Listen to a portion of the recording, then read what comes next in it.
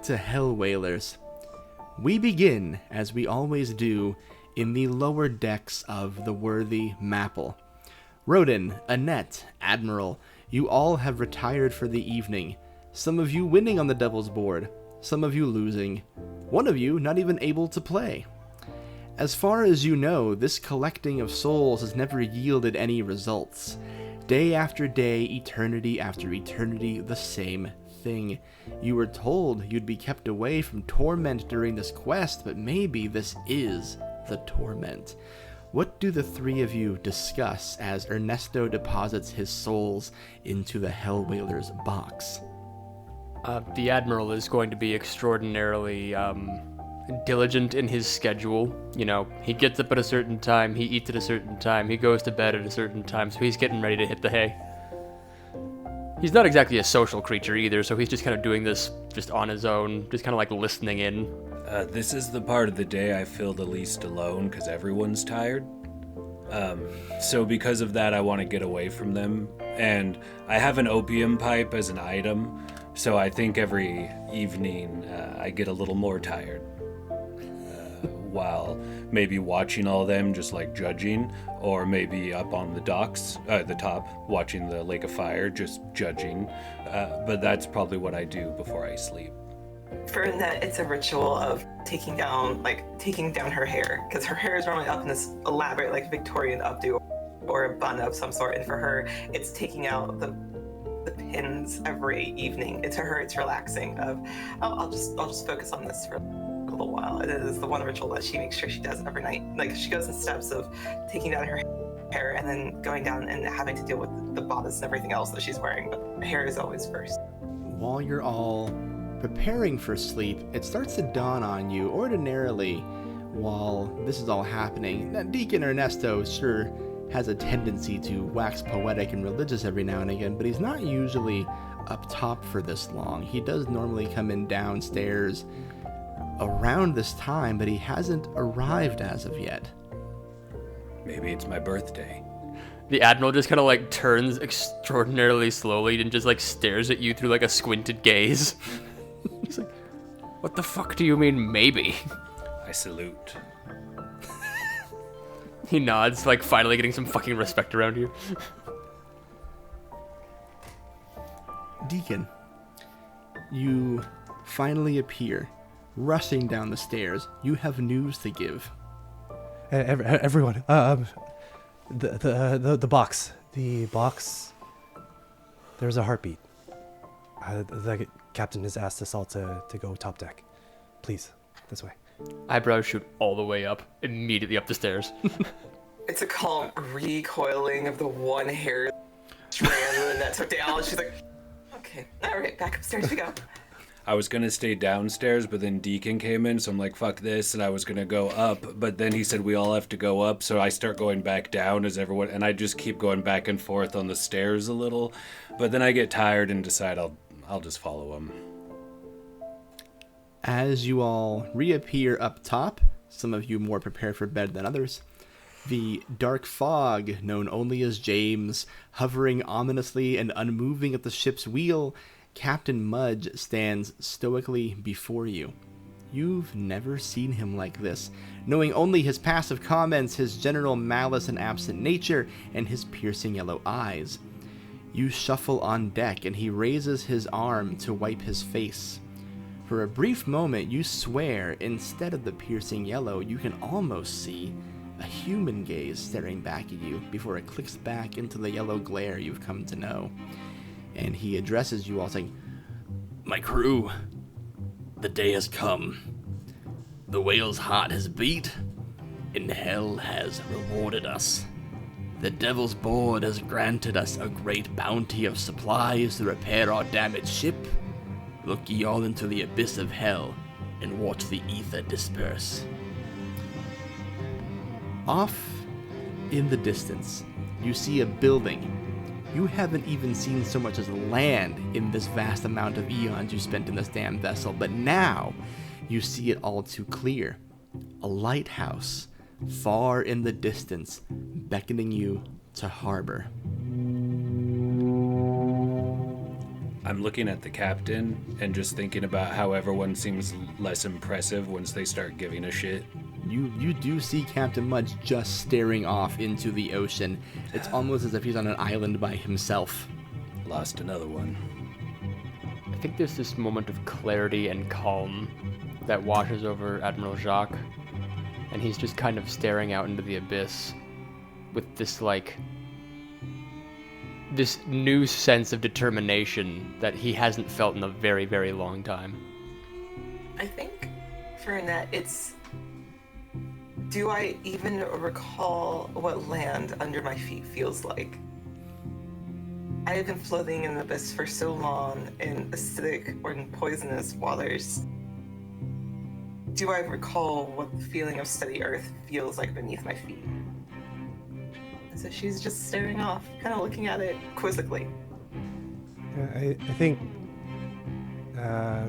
Ernesto is not really sure how to feel. He's constantly going through the theology of this place. Why is he here? Is this a test? If this is a test, why would a God who loves us so much test us in this way? But when he sees the lighthouse, like the words just kind of spill from his lips as he quietly says,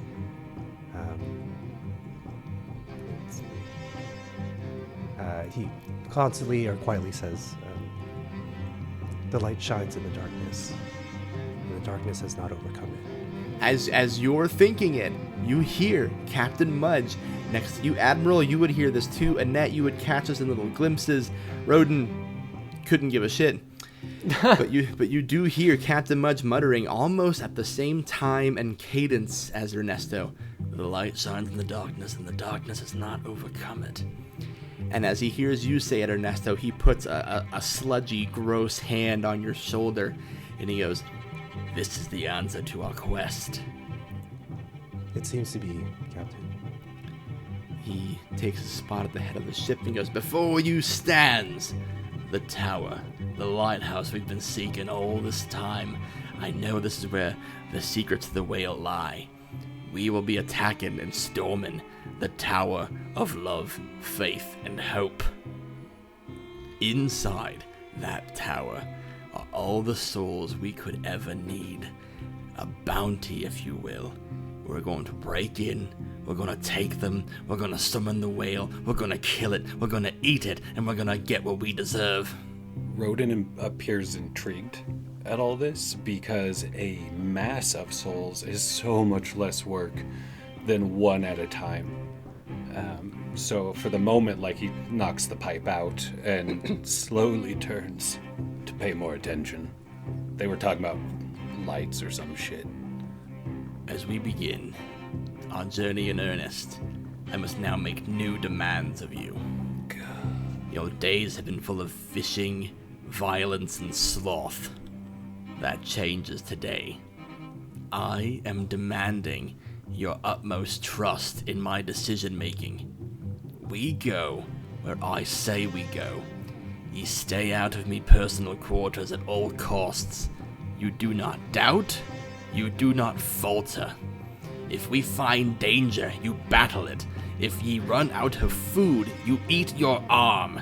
If a devil in the pits tempts you with betrayal, you remain aboard. Is this understood?" Ooh. No, it is not. Is this different than the original contract we signed with showing up? Like, are these new clauses? That is a great question. There was not a contract you signed when you were welcomed aboard. You were given the mission, you were promised salvation, you were promised to be rid of a life of torment by sailing aboard this ship. Demands were met of you, the simple upkeep of keeping the ship, in exchange, of course, for protection from torment and the eventual gift of salvation. But now, Captain Mudge has a determination in his eye. Not just the snarky, passive malevolence he's held for the four of you. Now it feels like you need him as much as he needs you. I mean, what else are we gonna do? Might as well. It feels like we don't have much of a choice, so yes. The trick of hell, Deacon, is that you do always have a choice. The question is, are you willing to handle the consequences? You're already here after all, but there are other ways a man may die. That was kind of the trick on Earth, too. It is truly the most terrifying thing about this place. I'm on board. It is the largest of smiles, the most understanding of individuals. There's not a hint of malice in her face, mentally otherwise. However, outward appearance, she seems like the most joyful person about these new rules. What could possibly be wrong with a man in power telling her that she has to be obedient? What could possibly be wrong at all? The Admiral is going to say 3 words that he's never said in his entire life aboard this ship. Aye, aye, Captain. Captain Mudge solemnly nods. It feels like the whole vibe on the ship has changed. A thunderclap in the background, a child screaming, something has happened in hell. And Mudge lets out this huge, hearty laugh. And just goes, all right, let's get to heaven, shall we? Get a good night's sleep. We're hitting the ground running tomorrow. The Admiral looks a little less impressive now. You all don't remember sleeping. Typically there's a dream or a nightmare or a vision or a restless night, but as soon as you hear the captain say, have a good night, we're hitting the ground running, it feels like in the blink of an eye, you're back on top deck. It's morning again. You are sailing in the direction of the lighthouse. Captain Mudge, not currently around on the top deck. He's typically somewhere else in the ship. But now you have the luxury of the deck itself. You have the steering wheel that James occupies. You have your normal duties if you wish to attend to them. You do note that the captain has mentioned their personal quarters, which isn't something he normally does, but he strongly advised you not venture into them. And you hear the distant sound of seagulls like you often do. So, by all accounts, it's a normal day. You're just heading straight towards this lighthouse. Well, at least we've got the Deacon, because if anyone's good with a bow, they could just shoot arrows and he'll just pop more back out. That is an unfortunate reality. As like another arrow kind of protrudes from his chest. We should really be selling them, to be honest, instead of fishing. It's funny, once I shoot it and it lands, a moment later it's gone. God, fuck this place. Bit of a cruel trick. Admiral, if I can have a moment. He kind of like stands up a little bit straighter, hands behind his back. Sir, as you know, the best thing to do before an encounter is to prepare. I couldn't help but notice your quiver is empty. So please. And he takes a what looks like a obsidian rosary bead out of his pocket, and it hums with dreams of a new world, a new life that was traded away on multiple gambling tables. And he says, please, take one of these, and we rely on you as we rely on each other. And he hands the Admiral a soul, because they do not have any. He's kind of scowling to himself a little bit, like, you know, underneath that big bushy mustache that he has. He's kind of silently to himself, just seething that anyone would dare offer him even a little bit of help. He just kind of slowly responds, I'm not one of your 5,000 to give your bread and your fishes, Proctor. But thank you. I don't see you as hungry. I see this as a supply line. Admiral. Well, a good fleet needs cannon fire, so thank you. What does the soul look like? Because, like, in his hand, it's a obsidian rosary bead. But when he hands it to the Admiral, does it change? Does it, like... Yeah. Souls are very literal human souls in hell. You're exchanging actual people, lives lived. So it looks different for everyone. It appears in the way that you would perceive a human worth, if you will. An obsidian rosary checks out for Deacon Ernesto Alon. What does a soul look like to the Admiral? As the rosary bead gets passed to the Admiral, it kind of shifts into the form of a musket ball. Another life, another bullet, sort of thing. Yeah. And he goes ahead and pockets it in his little satchel that he carries. Roaden, Annette, what are you two up to aboard the ship? I'd like to suffer needlessly. Of course. It's one of my weak moves. The only thing Roaden looks forward to is sleeping, and the fact that he can't remember sleeping last night is the worst. And he wishes he could poison people right now, but that's a life that he's left behind because he's in fucking hell and he can't remember sleeping, and he's just gonna have a little pity party for a while before he gets to his daily chores. Annette, you have been bearing witness to Roaden's daily, sometimes frequently daily pity parties. And another day, even with purpose, another pity party, another temper tantrum, more needless suffering from Roaden the Weary. I've gotten a bit accustomed to this type of behavior. I think in the beginning of when I first met them, it was I would try to help. I would try to, talk them through whatever, offer as much solace as I potentially could. At this point in our relationship, it has gotten to the point where I don't try anymore. I just stand by needlessly watching, because if they want help, they will ask for it, or they will loudly tell me that they don't want help, but pitifully look in my direction to make sure that I'm watching. So I just kind of stand by waiting for that puppy dog type of looking over the shoulder sadly at me, of which I will then ignore.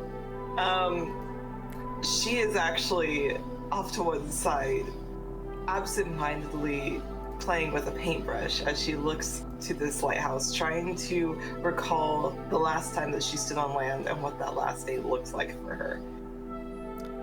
Ooh. A little voice in your head, Annette, comes to you and asks you the question, Would you like to remember? Would you like to re-experience it? All I need is a soul. This is a good question. She has one soul. I think to her it is worth it as she looks back on her last day. Not because it was a good day or that it was an enjoyable day, but because they are coming to the end of what she assumes is this journey, and how many more times will she have to recall it. And so she gives it up. One soul is... What does a soul look like to Annette? For Annette, a soul looks like... It kind of can vary from day to day for her, depending on the mood or what she is interested in. It ranges from things of old Victorian lockets or necklaces to pods of paint, very small, almost like miniature paints. This she offers up is a pot of paint, as it is a little pot that she would dip a quill or one of her paintbrushes into. You offer it up, it vanishes into the ether, the environment around you changes. You are no longer on the Worthy Mapple, but instead you are in a familiar location. You hear a familiar voice calling to you, summoning you, saying, Annette, please step into my office, would you? I need to speak with you. Annette, who is someone who lauded authority over you in life? Who do you hear? The first person that she hears in this particular memory is her husband. This gentleman who is calling to her from his office is her husband, John Ellison, who is quite a bit older than she is, as she hears a gruff man call her name, and for a moment she hesitates. And there's a sigh of resolve as she walks across a old wooden Victorian floor into his office, the steps of her heels clicking across it. You enter, and he's sitting at his ornate wooden desk. John Ellison, a man who accrued a fortune through cruel means. And when you walk into this room, he pretends to not see you enter, as if he's writing something on his desk, as if he wasn't expecting a meeting today, but he is the one who called it. And he looks up and he dramatically places his pen back on the desk and says, "Annette, you've been out gallivanting for Lord knows how long, and I've ignored it as best as I can. But you have reached the point where the debt you owe needs to be paid. It is time for you to come home. Do you understand?" There's a tension in her shoulders if you were to gaze upon her, even through these Victorian dressing gowns of layers that she is having to wear, which she hates. But there is just a tension. It doesn't seem to leave. It doesn't alleviate as she clasps her hands in front of her. "Yes, darling, I hear exactly what you're saying." "I know you hear what I am saying, but do you understand what I am saying? Are you listening to me? You need to return from where you came. This objective you've given yourself is a fool's errand, and you're done." And he pulls a curtain back, and out the windows you see the fires of hell. Not the sea you've been floating on, but deep, dark, blood-red fire. And he's gesturing to it like, "It's time to come back, Annette." There's not an anger or a rage in her face. There is a simple smile as she smiles. "I'm a very intelligent woman, both in life and in death. So not only am I listening, but I choose to comprehend. However, I do believe I will be making my own way. Thank you very much. I did not need you in life nor in death, and I will continue not to need you. Our marriage was that of convenience." "You reject my offer? You won't return?" "I reject your offer. I choose to make my own path this time. Thank you so much." The fires crash through the window. They engulf John. You see the facade of your husband melt for a brief moment. You see the head of a screaming demon before it's pulled back into the fires. The ground underneath your feet that you were so excited to remember how it felt and revisit the clicking of real wood under your heels turns back into a liquid, a goo, a constant rocking, a constant back and forth, and you return to the deck of the Worthy Mapple, with one Deacon Ernesto staring at you. Annette, did you hear what I said? Sorry, you were somewhere else for a moment. Apologies, Deacon. I didn't hear what you said. Would you mind repeating that? No, of course. I was loading up the crossbows, preparing the weaponry. I was just wanted to check in with your inventory. Do you have what you need to storm this tower, so to speak? I believe I do. You pat your pockets and find no souls, remembering you gave it up for a brief moment of remembering. Yeah, for the physical actions that she takes is almost like patting down her vest that she wears, like her waistcoat. Well, this could be very interesting, but I'm sure that'll be fine. Certainly, you are a very capable person. If you need anything, please let me know. And Ernesto takes a obsidian rosary bead and places it on kind of the railing right by Annette, and just leaves it there, and he goes off to do what he needs to do. When a soul is not being held by a person, it just maintains the appearance of a golden coin, which is how hell sees people. She pockets it. She'll pick it up gently. She'll wait till the deacon's back is turned. More out of respect to the deacon than anything of, he is offering me something, but he left it here for me to make that choice, so I will take it gently. It turns into a locket when I take it as I pocket. Of the four of you, who is currently staring out into the sea? Roaden and the Admiral. I'm looking away from the lighthouse, though. The other direction. Other direction? Cool. Perfect. You both can see the same thing, though. It's one of those covers the whole sky situations. Sailing on the open sea has its challenges. This one is new to you. Every day you've heard the call of the devil birds, but this one sounds darker. Looking up will reveal to you a swirling vortex of terrible, flying beasts, not covered in feathers or flesh or anything fair, but rather the bulging, bleeding muscles of a skinned bird. They caw at you in a frequency that rumbles and radiates in your gut, simulating the feeling of hunger one feels when they can't afford to eat. Their beaks are made of bone, and when they squawk at you, you see rows and rows and rows of sharpened teeth. As you struggle to even perceive these beasts, they swoop down upon you, chomping at you, ripping away pieces of your flesh. You all immediately take 1 crew damage. You look up and watch as flesh, your flesh, travels through their digestive system. As it lands in their bellies, you see small white feathers begin to appear. They don't just eat your flesh, they need your flesh. You are under attack by flesh-eating gulls. Okay. Oh, alright. Cool. So I'll take a C on the claimed scale here. You all take 1 crew damage. What do you do? Your attack? I'd like to spend a soul to do the strong move, let an enjoyable moment linger. Oh my god.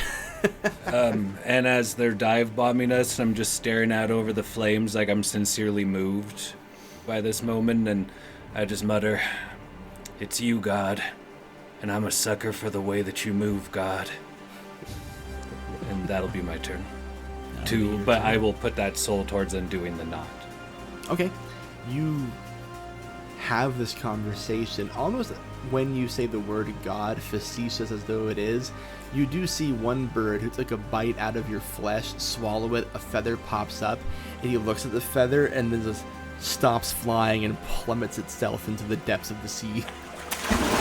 You want to know why that happened? 'Cause fuck you, and fuck me too. Admiral, you were also watching the sea. You'll get next up. Okay. So I'm gonna go ahead and use a weapon supply just to like get one of those boarding hitches, you know, like one of those like long poles with like a little hook at the end of them, to like try to like grab one of the birds out of the sky and then just like stomp on its head. So you spend a weapon supply to stomp a bird's head. You do so. The bird weeps underneath your heel. This is a bird that hadn't had a chance to eat. You just smush it. You can feel tiny little tears on the heel of your boot. Do you think I give a shit about your feelings? It's your life or mine. This brings us to Annette. How many birds are there? So many.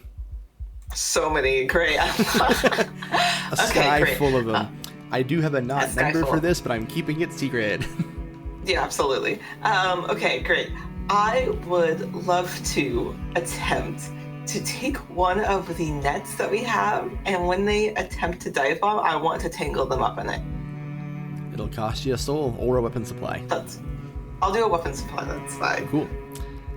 You spend a weapon supply, you throw the net up in the air, several gulls get caught up in it, they land perfectly right at you. You see the bulging, writhing muscles all squirming in the net, trying to flex their wings. Now they're unable. You realize this is as much their hell as it is yours. And then I throw them into the sea. Into the sea they go. A geyser of flame engulfing them, and the sound of hundreds of screaming birds. Deacon.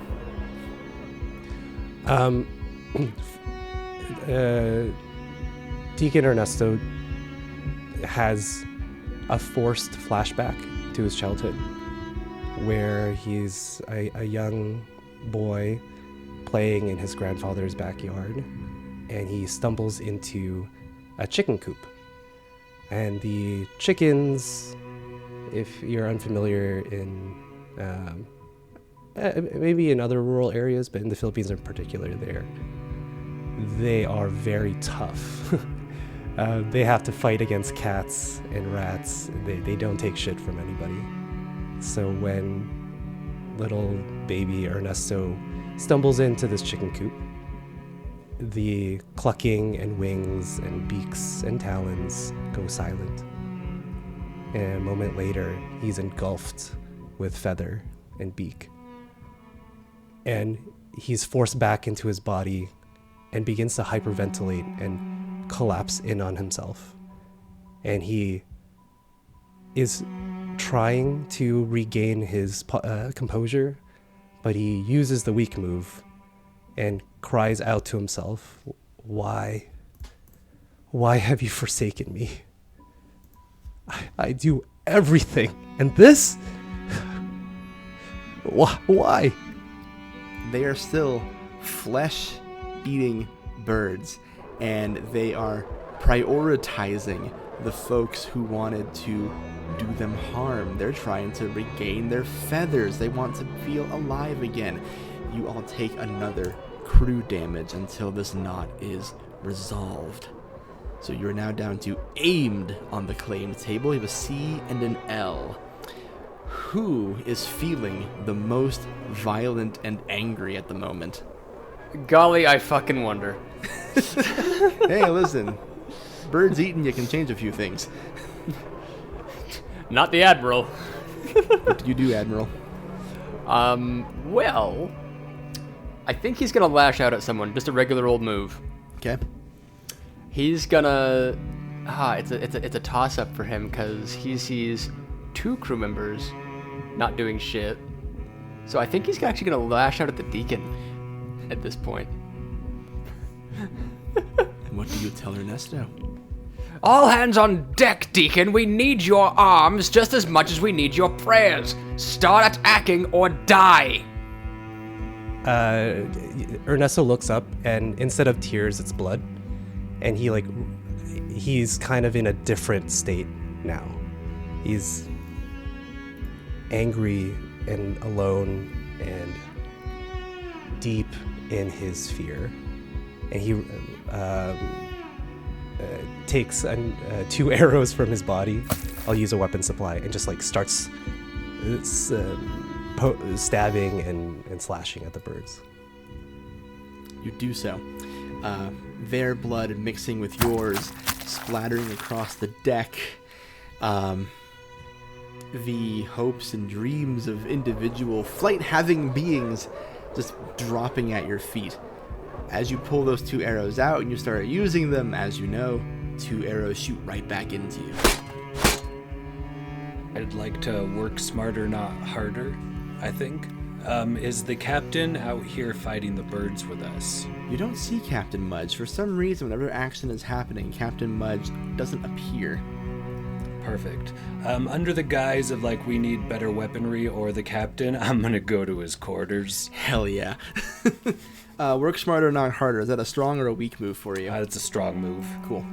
So that'll be my second soul, this knot. Would you like to apply that to the knot, you said? If it's possible to do that narratively, if that does. Boy, is it. So you go to the captain's quarters and you open the door. As you open the door, to the captain's quarters, you just hear all these devil birds, all these flesh-eating gulls stop in their tracks. They see you do it. They make eye contact with you as if they know you did something you weren't supposed to do. And they turn back around to find another ship. You've cleared the knot. No worse for wear. You do see chunks of you missing. You look down at your arms, your legs, even your face. Yeah, some chunks of your flesh gone. Seeking. Do I see the captain? You open the captain's quarters, and he is not in this room either. Should probably go in and make sure he's not passed out or something. Empty.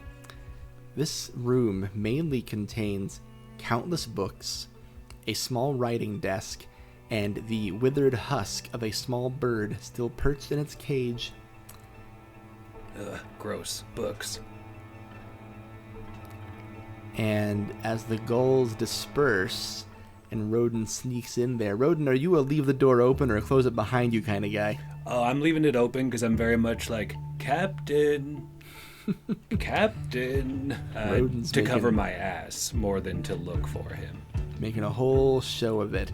Which means, Admiral, Annette, Ernesto, as you gain your bearings after the whole ordeal with the flesh-eating birds, you suddenly notice Roaden opened the door to the captain's quarters. It's wide open. You hear him in there.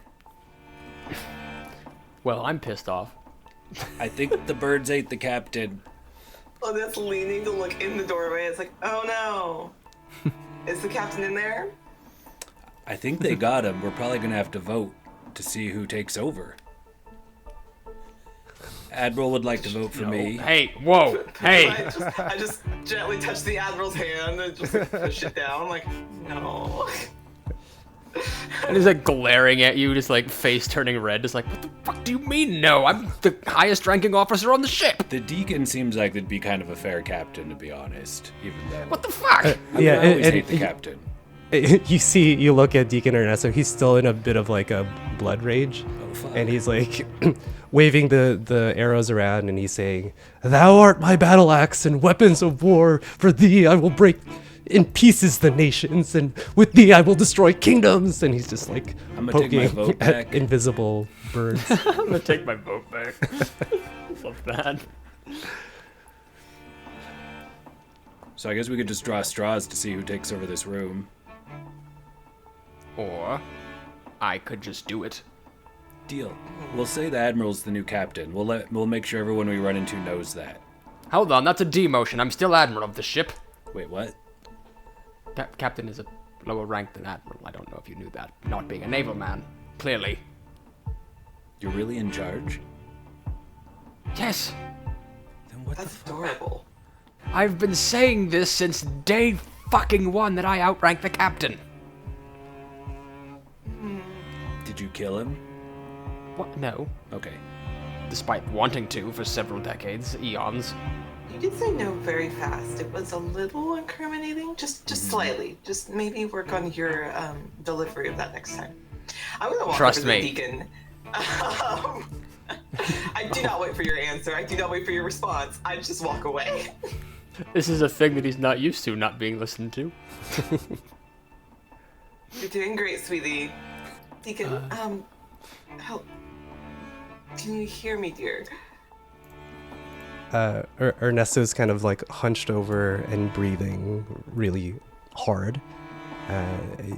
He's not really built for battle, so he's really exerting himself, and his breathing slows as he lets go of the arrows in his hands that, of course, zoom around him and pierce him through the back and through his chest once again.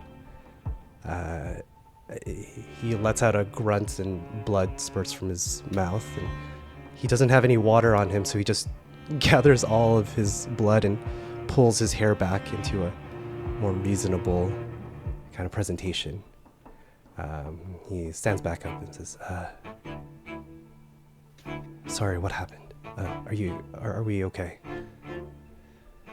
Oh, we're fine. I glance briefly to the other two, who kind of look like they're trying to decide who's captain still. They're fine. I Okay.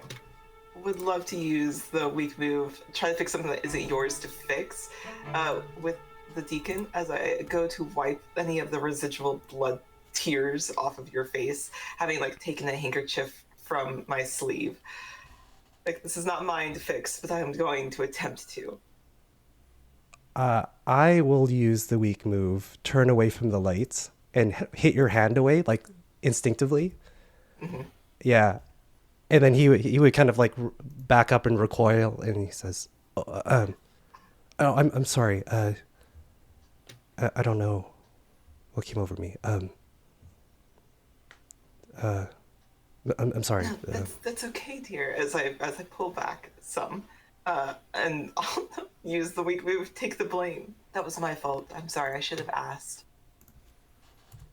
No, no. It's not your fault. You just reminded me of a time when I was studying, and there was a priest that I was very familiar with. He used to do that to me. I'm sorry. I'm sorry. No.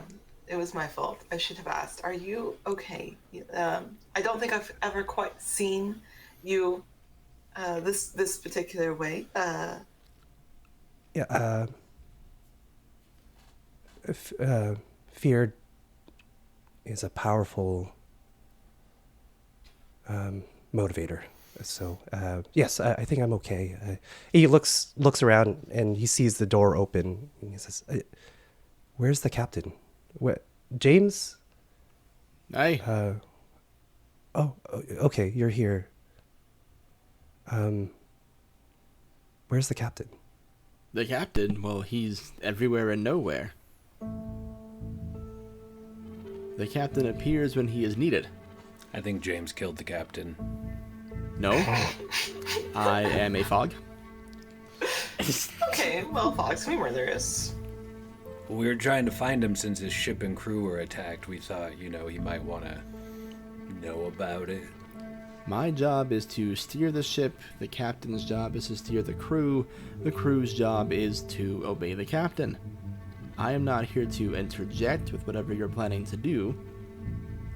But you do know what the captain told you at that room.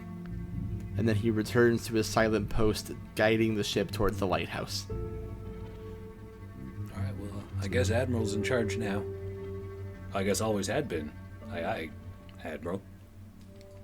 Fucking thank you. Finally, someone listens to me around here. Sorry, what did you say? There is a pregnant pause, just like, seriously. Who's in the quarters right now? The captain's quarters. Oh, I'm leaving because now it's the Admiral's quarters. I mean, hey, they're my quarters, so I'll go in. Yeah. I am not going near that room. I've just leaned and looked at it every single time from a distance. I'm like, and that's curious, but it's also, no. I've wandered into far too many rooms I wasn't supposed to be into. Heyo. All right, Admiral.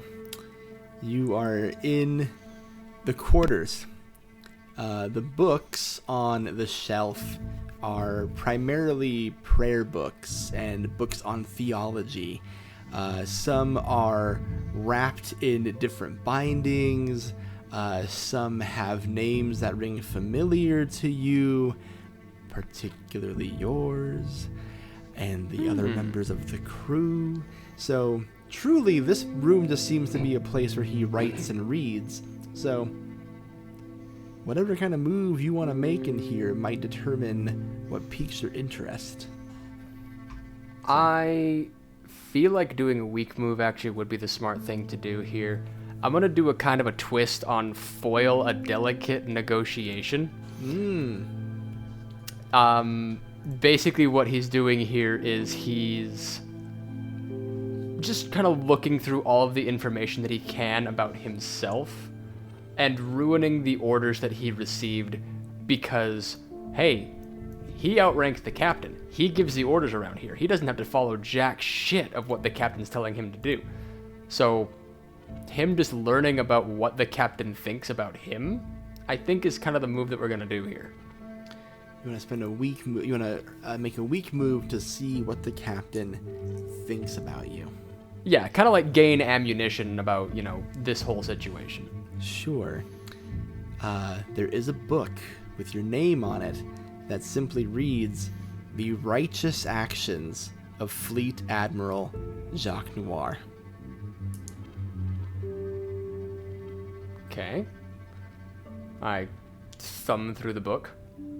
It's empty. It's like, ha! Yeah. Is that a surprise to Jacques, or does that annoy him? Both is good.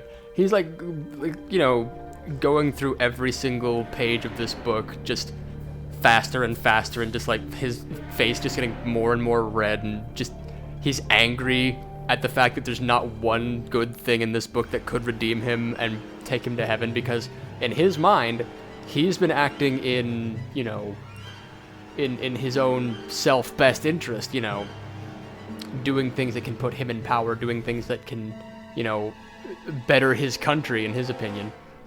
But not seeing not one good thing, that just throws him into a fucking blind rage. He like throws the book over onto the fucking cot in the bed. He just like throws down a fucking bookshelf, just kicking things. He's an angry boy, and he like storms out of the fucking office and just like, there's nothing good in there for any of us.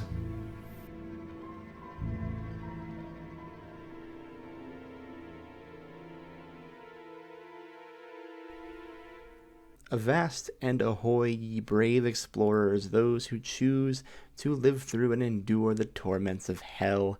It is me, your Game Master Grant, giving you a small break here so you can listen to some ads for good people, starting with the very good people at Goose Poop Games.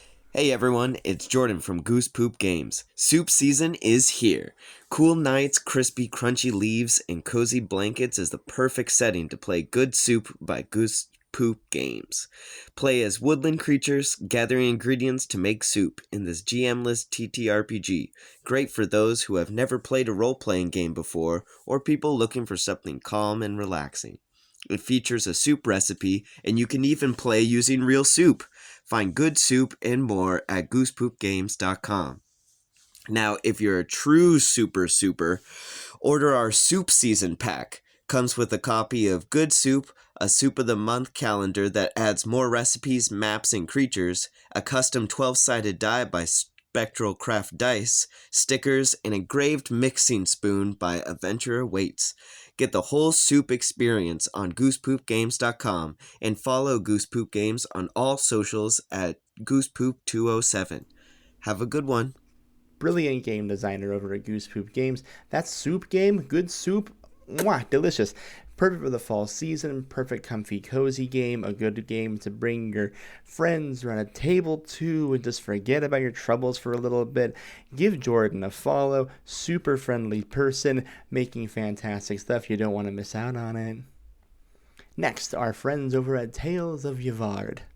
A small ship rides the salt-laden wind across the sea. The sound of waves striking the side of the vessel echo from below. This ship, though small, carries with it the potential to change the world as we know it. If the crew can overcome their demons, that is. Tales of Yavard is an actual play podcast using the brand new Mythcraft system developed by Quasi-Real Publishing. The first campaign, The Sea's Tale, follows our heroes struggling against pirates, mercenaries, and crime families as they seek to discover the truth of a terrible attack. The secrets they may uncover on this journey will bring them closer to that truth, but the cost may be greater than any of them know. Listen wherever you get your podcasts and find us on Twitter, Facebook, Instagram, Threads, and TikTok under Tales of Yavard Pod.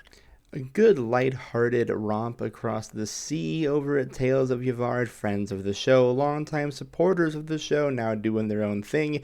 Their second season's about to ramp up here, so it's a good time to go check them out, get caught up, enjoy something funny, soothing, inspiring at points even.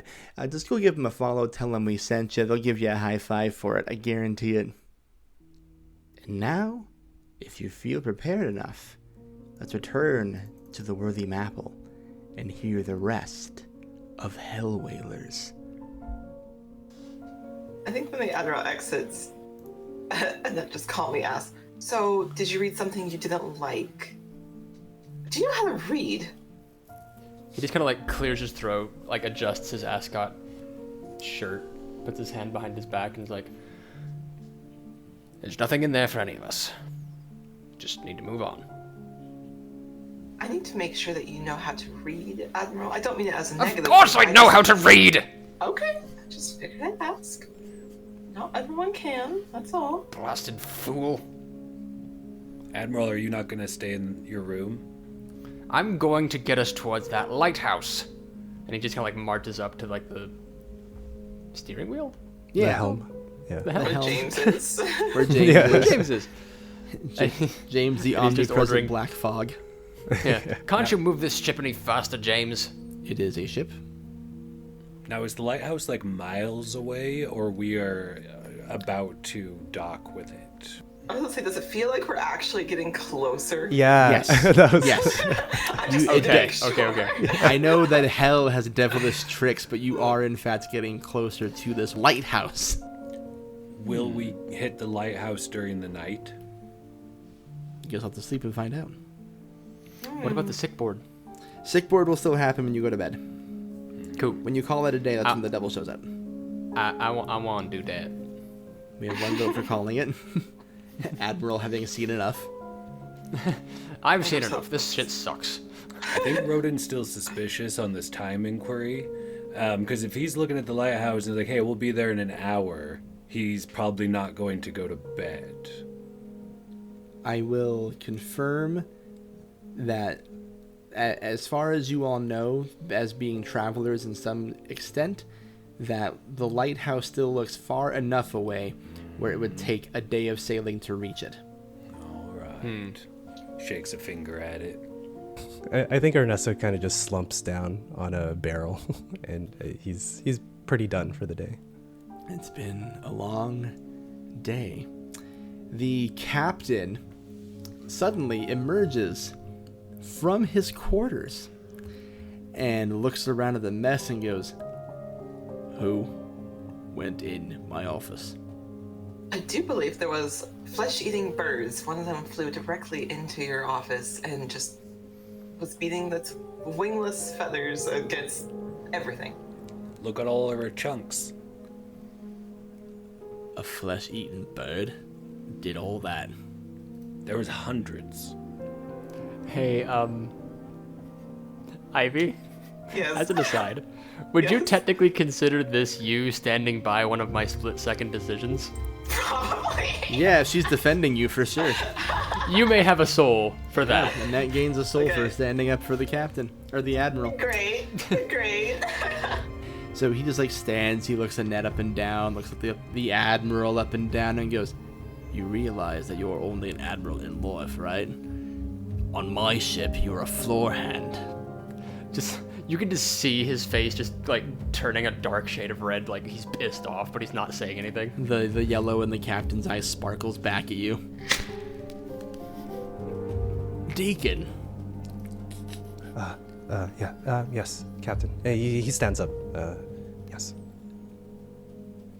I understand you're not bound to the same oaths in life as you are in death.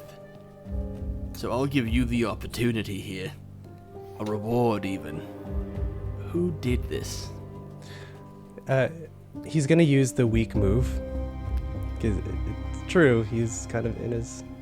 He takes the easy way out, and he just looks down and he shakes his head. The captain, who is holding 3 gold coins in his hand, closes his fist, shoves them back into his pocket, and goes, "Alright, fair enough then. Birds it was. In that case, James will take care of the mess, and we shall play a game." And he produces the sick board. The devil's board reappears, and it is now that time of the night where we place our souls for the purposes of gambling in order to earn more. For tally counts here, correct me if I'm wrong, but Roaden should have 1 soul, Annette should have 4, Jacques should have 2, and Ernesto should have 4. think I'm gonna bid it all again. Putting it all 2 of your souls. Where are we putting them?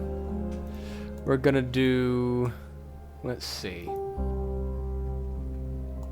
We're gonna try something interesting. He's gonna put 1 on the 1 to 6 bet of a 2 and a 3 hitting the table.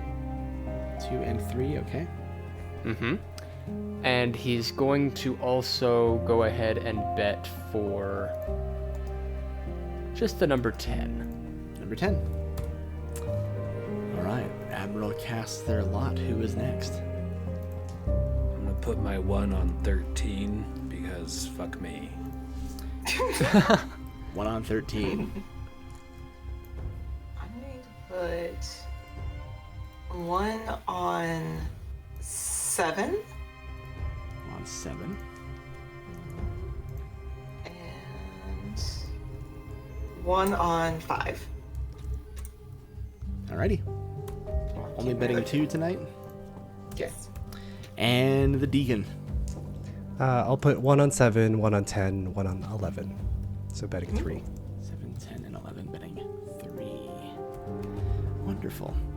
The winged beast that appears at night to roll the devil's board produces a trio of dice, as they so often do. And we're going to see how our fortunes fall here, folks. And wow, okay, okay. I'm so excited. I rolled 3 5s. Triples. Oh, 15. Wow. Triples. I get nothing. I rolled. Actually, no one gets anything tonight. Yeah. You just watch as your souls all fade into fire. Yeah, 15 triples, big. No one felt frisky to go for the bigger numbers, it looks like, but I hate this place. all the fire engulfs your souls, the sick board is folded up, and the night ends, giving your soul totals as 0 for Roaden, 2 for Annette, 0 for Jacques, 1 for Ernesto. The captain emerges in front of their door, as they so often do, holding the Hellwhalers box, and says, "Roaden, Jacques, you are dismissed. We already gave our all for this ship, sir. It's appreciated." And as he's done so many times, he just storms off to his chambers. All right. Deacon, would you like to make an offering to the box? Ernesto, his eyes shift back and forth. That desire for power and control is getting stronger, and he's holding the rosary bead in his hand, and it's like leaving a really dark red impression from how hard he's holding it. But he extends his arm and he places it into the box. Given the last of what ye have to the greater good. To salvation. To salvation, my friend. You are dismissed. Annette Ellison, what would you like to offer, if anything? She extends a hand and she drops 1 in. Thank you for the meager offer, and it's appreciated. You are dismissed. And she walks away. You all descend to bed. A hard day. Damage done. All your souls, except for Annette's last one in her pocket, lost. One of you discovering an unlearnable fact about oneself. A captain demanding things of you, continuing to be smug in a lighthouse in the distance. What final things do you think of and say to each other as this day ends? Annette, after descending down the stairs last, will immediately go to Ernesto. Dear, if you don't mind, would you put out your hand? Yes, of course. And as he extends his hand, an arrow pierces through his palm. Sorry, he pulls that out, grimacing. New arrow in your back. Yeah. It's okay, it happens. From her pocket, where there was a little paint pot, she presses it gently into your hand. Consider this a repayment for your earlier gift to me. I'm not certain what you mean, but I'll gladly accept. Annette, if you could, in this moment, would you have wanted to help Ernesto medically? Ooh. That's an interesting question. You're spending a soul, so I'm seeing if we can exchange it for something. I can also offer something else. If Annette is reaffirming Ernesto's kind of way of doing things, then that's an alternative way of potentially getting a soul. Sure. That's kind of what she's wanting to do, is she's not only repaying what you've done, but also saw the hesitation in you wanting to give up that last soul. And so it is in my own way, it'll feel like a repayment. However, it is also granting them something. I will offer you a devil's deal, Annette.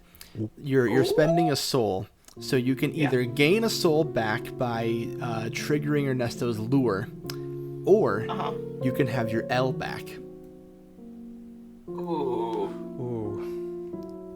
Benefit Annette or benefit the crew? I offer you this choice. She'll benefit the crew. We'll get rid of the L. Annette understands why she's here and knows that she put herself here.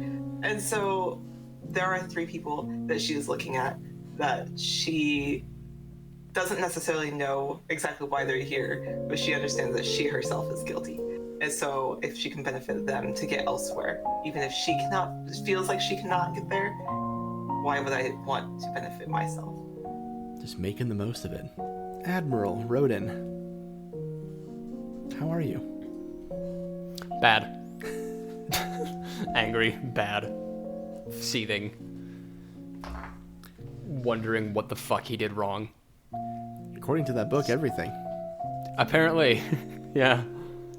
He's just kind of sitting on his cot, just, coat is off, shirt is off, just in his little, nighttime tank top and breeches, whatever you have. He looks like a man who has never experienced defeat in his life, coming to grips with it. Just like, finally the weight of hell is pressing on his shoulders and he does not like it.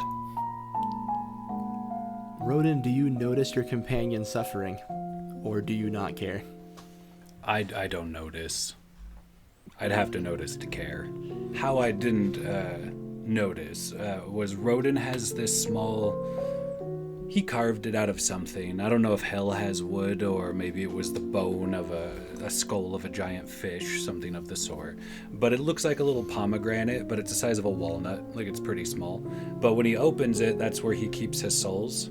They look like little pomegranate seeds. So he always is a little happier when there's one. So there's none right now. So he's going to suffer needlessly the weak move, and he's going to think about Sarah and how they used to buy pomegranates. And while he's in this vision, she's going to do his lure of reminding him to get some sleep. And when he hears her voice, then he actually falls asleep there in his quarters. Oh, this is perfect. That voice lures you into sleep. And as the night goes on, that voice, a familiar voice, starts calling your name, but you don't hear it merely in your head. It's the middle of the night, everyone's asleep, and you just hear, Roaden, come up top. Sarah?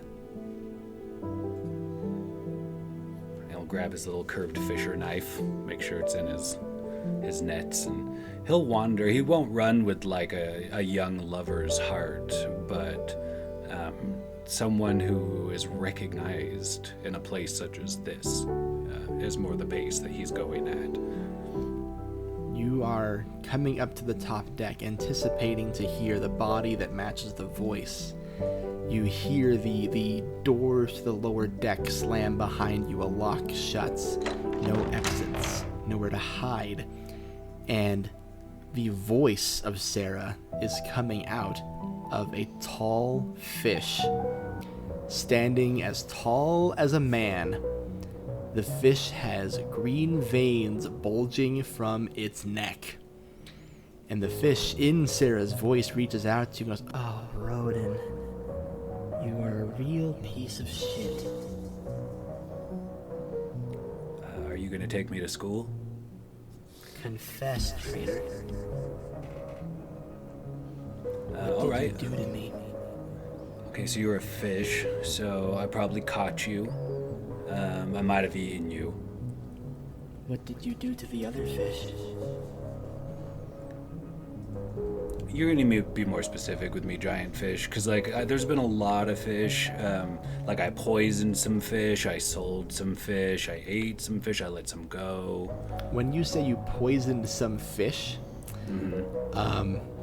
this fish starts like vibrating, wriggling, an anger coursing through it, and it gets closer and closer to you and says, "Those fish you poisoned, they had to have been eaten eventually." Well, yeah.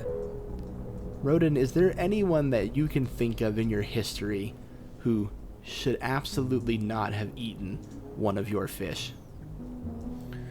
Oh, probably quite a few, of all ages and importance, because I just would poison like 1 out of every 100 fish that I sold to the market.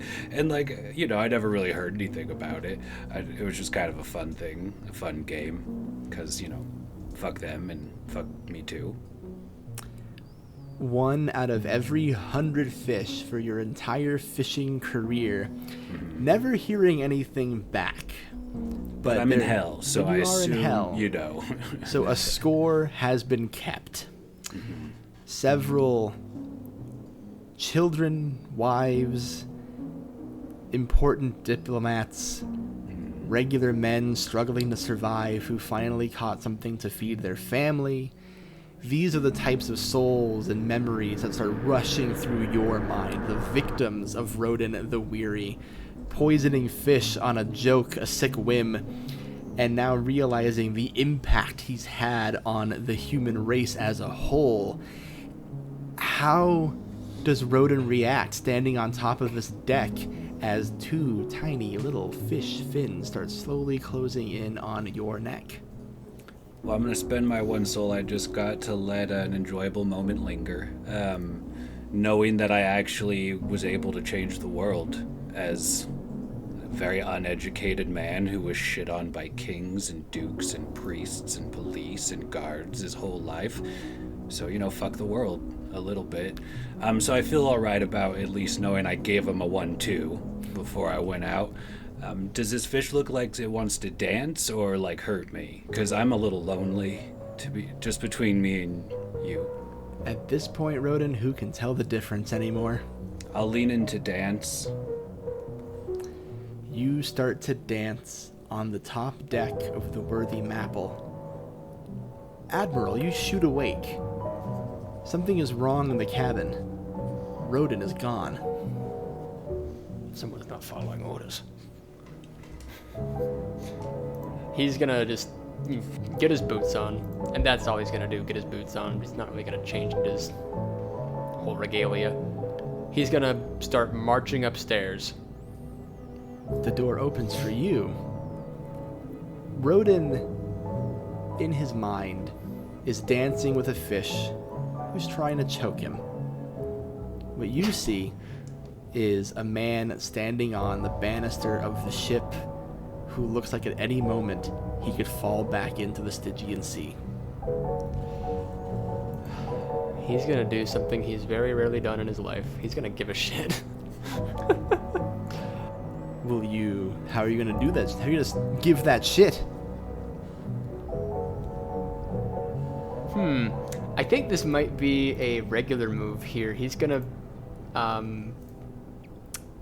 ask someone to fuck off, and I guess that someone is Roaden's just bad self-esteem, I suppose. We'll see how He Roaden is reacts. going It's a regular move.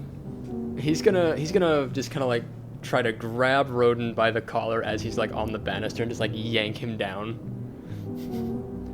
and just yell, "What the fuck is wrong with you, boy?" I'll leave it up to you, Roaden. Do you hear it? I'm gonna say it kind of breaks the spell a little bit with me going into the weak move of why should I, as Roaden begins yelling in actual like heart-wrenching tones because of how happy he was for a moment right then. So he's just like shaking the Admiral back, but just like shouting just curse word slurs. Like there's no actual coherent thought there because it was such a jarring pull. And then he might slow down once he realizes and goes into the regular move of lean on someone for help. And then the snaring of the Admiral becomes almost a similar dancing, like body language while laying on the ground, like weeping. I'm gonna also apply a weak move here. Just kind of ruin his morale with my words. Oh my god. Because, yeah, sure, it was a happy moment, but this man almost fell into the Stygian Sea. So a crying, weeping, desperate Roaden is now greeted by what? Lad, I get it. I get that this place can get the better of you. But if you don't fucking shape up, then that sea will claim you, and it'll be worse than anything you've ever endured, and not in the good way. Admiral, a deep voice in your head says, Meaner, do you want the soul or not? If you don't cease your fucking ways, I'll throw you into the sea myself, you bastard! I'd like to spend my soul to let an enjoyable moment linger. And I'll say that this kind of, brings me back a little bit. Like, yeah, fuck dancing with that fish. You're right. Fish? Fuck it, whatever. Just Admiral, get to bed. You might have just saved me from creating a mermaid.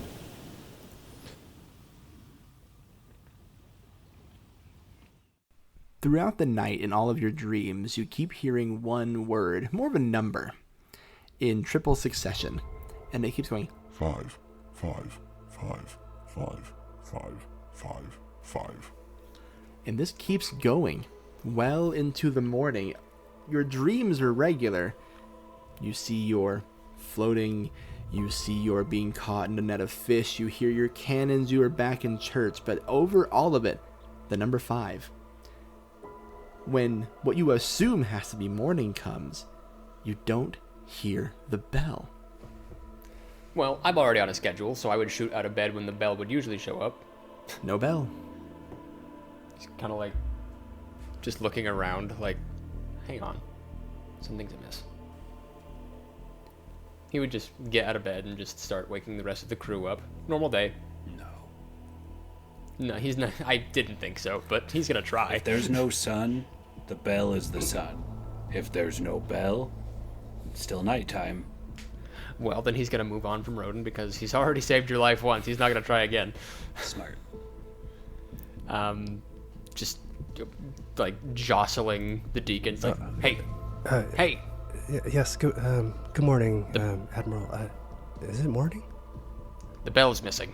I've gotten my exact 8 hours of sleep, and yet no bell. Okay. I'm assuming Roaden will stay in bed. He should rest, anyways. He's always resting. That's his thing. That's all he does.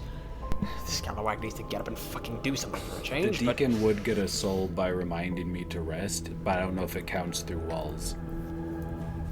He has one. I'll count it.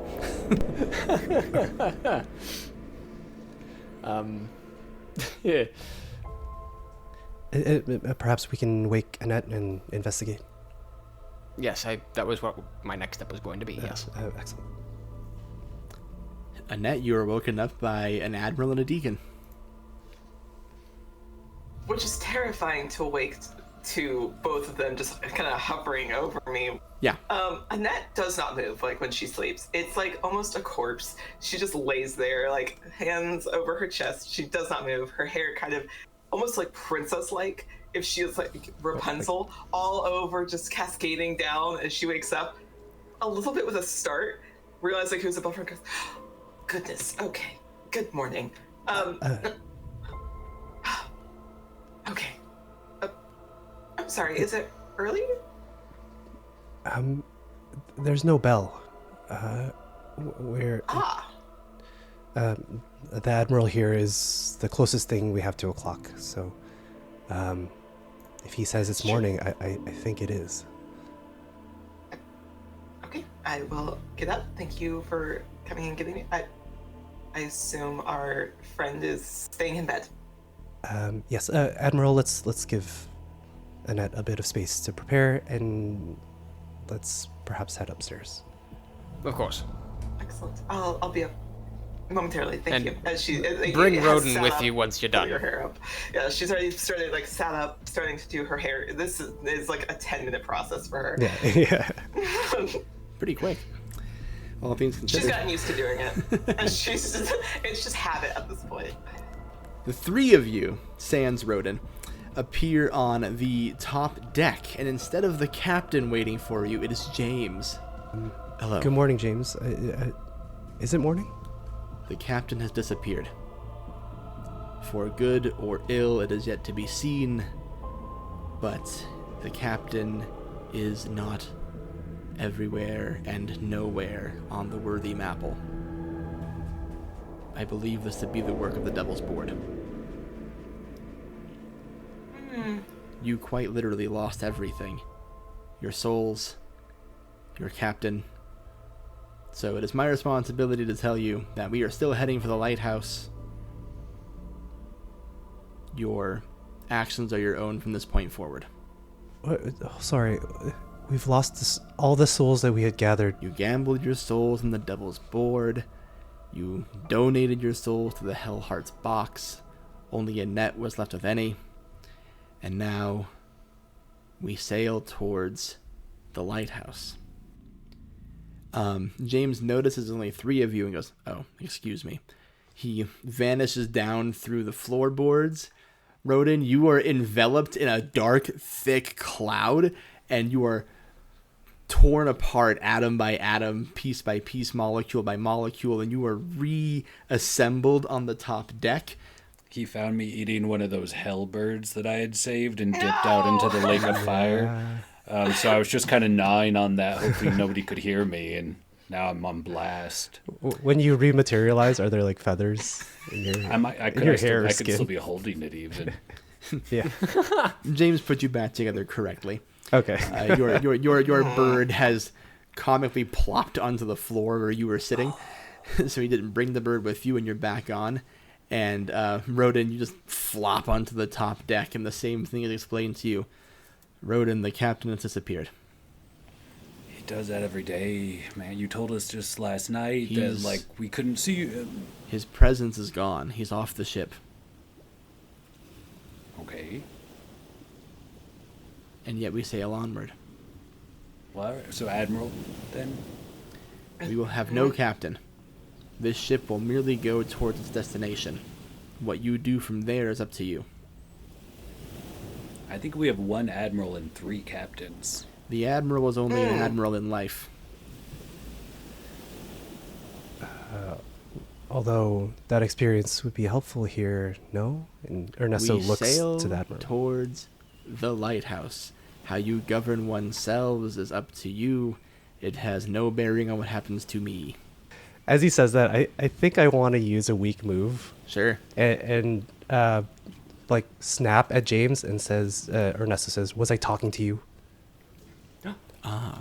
Go and do what your purpose, and let us do our purpose, as you have told us on multiple occasions, James. Sure. Good luck out there. He evaporates and reappears at the helm.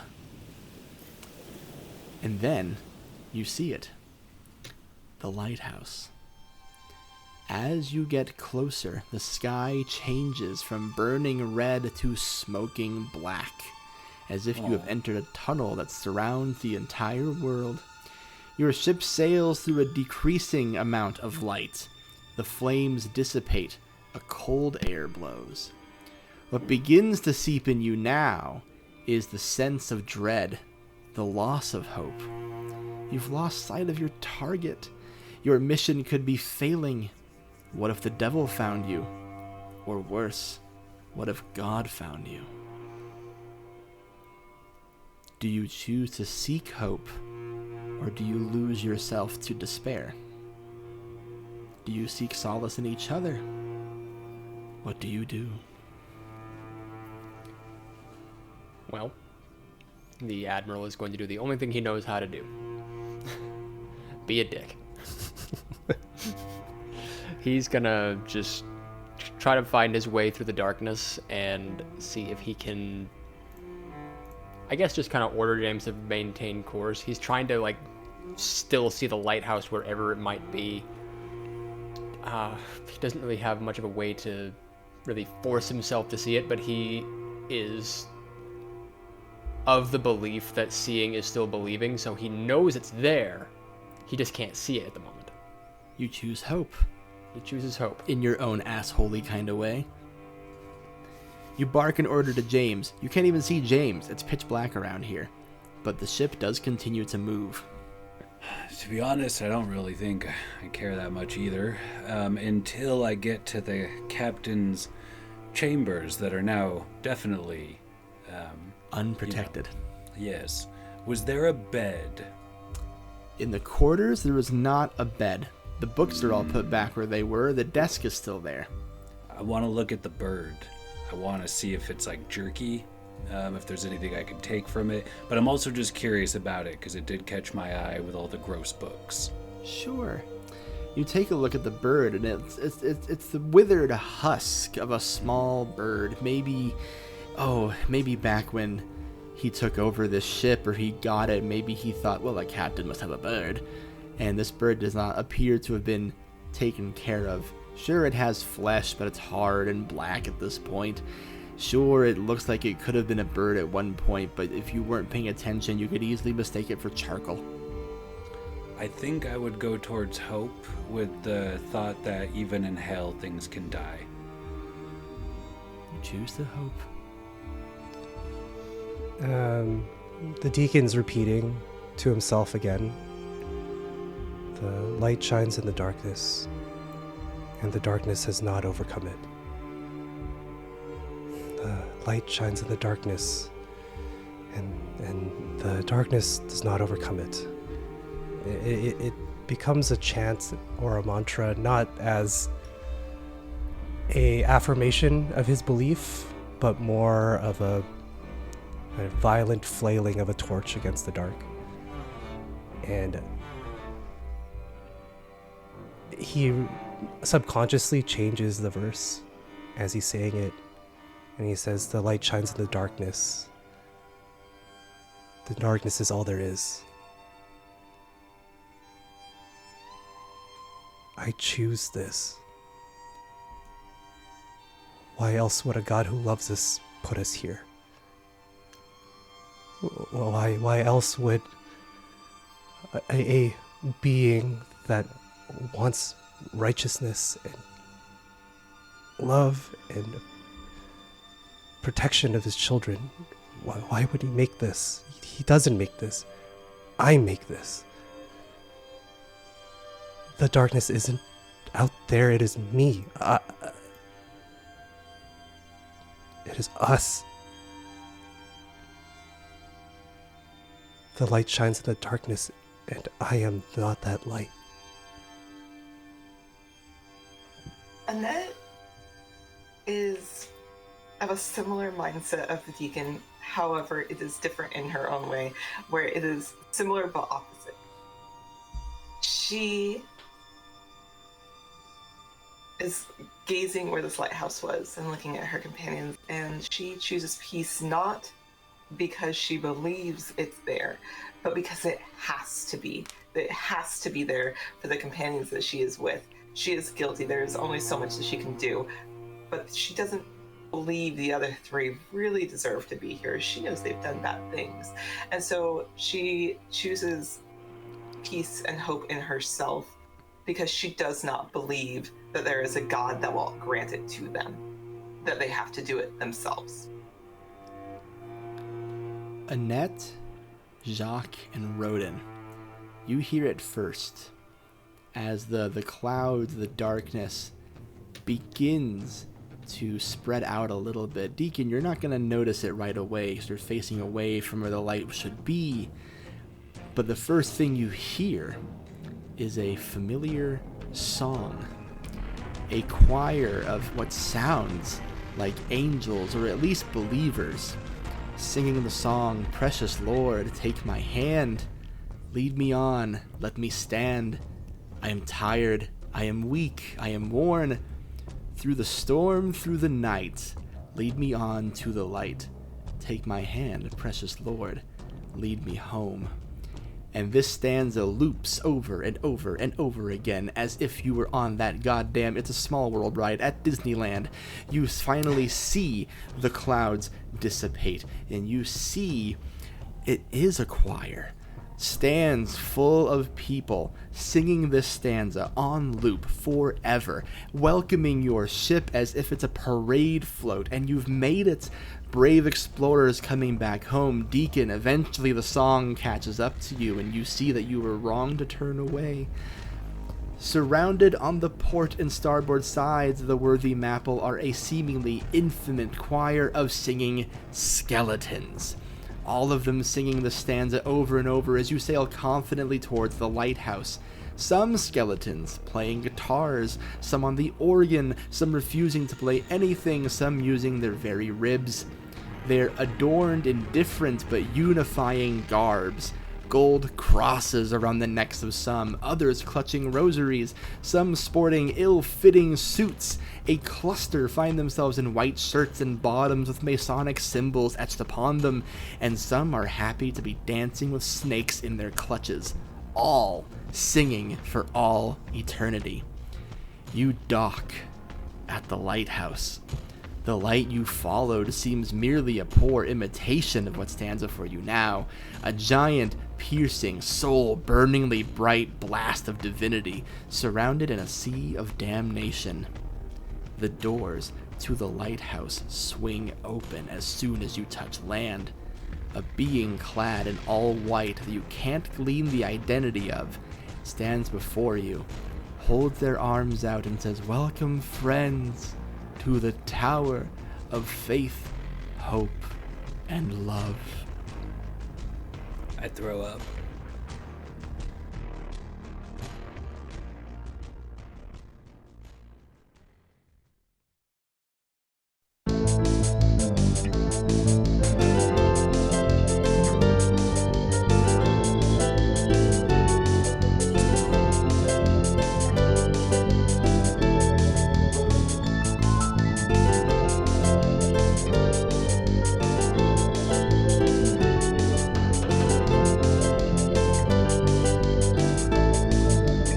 I know that hell has devilish tricks, but you are in fact getting closer to this lighthouse. The White House is also in hell. Cool. Yeah, I knew it. Yeah, there's definitely a wing. Yeah, It's where the bushes hang out. Yeah, that's where we keep Dick Cheney. Anyway, I get a soul when I shirk a responsibility, so it's really the game designer's fault. Truly. you hear that, Moss? It's your fault. Roden's the way he is. Honestly, the Weary seems to be the funnest to play. It just in terms of, I'm just not going to do it today. Actually, no. I feel like each of you individually feel like your playbook is the best playbook because you're all really leaning into them. Yes, Yeah. I agree. I really like. I love the hot tempered. It's great. My throat hates me, but I'm loving it. You picked an Admiral. Okay. I sure did.